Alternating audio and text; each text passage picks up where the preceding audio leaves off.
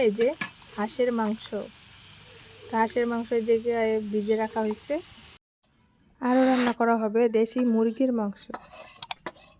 আর এই যে দেখেন 2 পাতিল ভরে আমার মা কিন্তু শীতের পিঠা বানিয়েছে। অনেকগুলা ফুলকো ফুলকো চিতই পিঠা কিন্তু হয়ে গেছে। তো দেখেন হাঁসের মাংসটা কিন্তু এই যে হয়ে গেছে। মুরগির মাংস, তো এটা হচ্ছে দেশি মুরগের মাংস। আসসালামু আলাইকুম, সবাইকে আরও একটি নতুন ভিডিওতে স্বাগতম। আজকে বাবার বাড়ি দাওয়াত খেতে গিয়ে কি করলাম, কি ঘটলো আর কি মজা করলাম সবই থাকবে এই ভিডিওতে। দেখতে থাকুন পুরো ভিডিওটি, আশা করি সকলের ভালো লাগবে। আর এই যে বাবার বাড়ি চলে আসছি,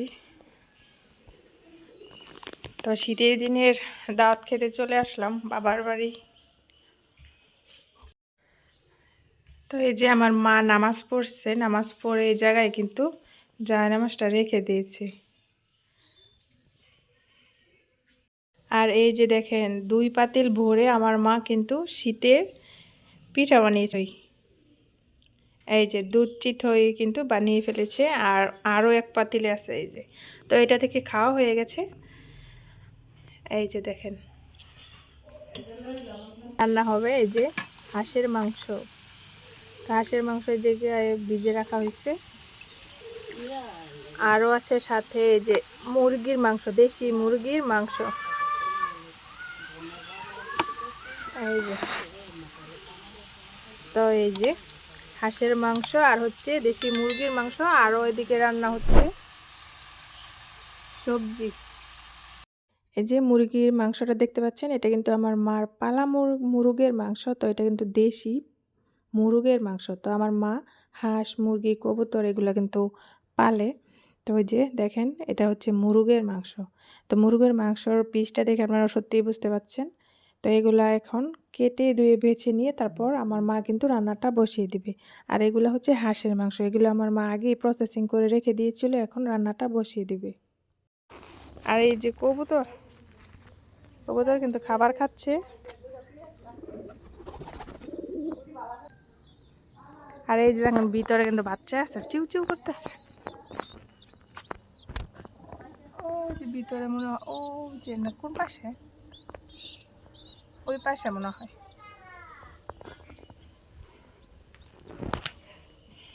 তো চলুন দেখি এদিকে কি রান্না করা হচ্ছে। এটা হচ্ছে দেশি মুরগির মাংস এটাতে।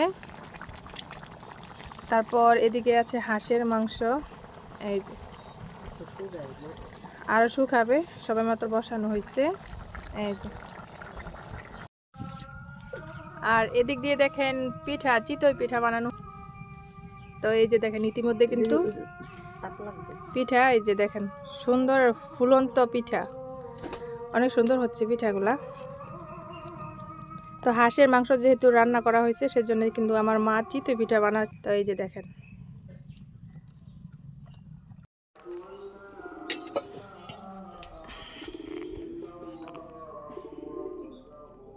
আর ইতিমধ্যে দেখেন অনেকগুলো পিঠাই কিন্তু হয়ে গেছে। তো এখন হাঁসের মাংস দিয়ে খাওয়ার পালা। তো এই যে দেখেন এটাতে রয়েছে কিন্তু পোলাও, এই যে পোলাও, তারপর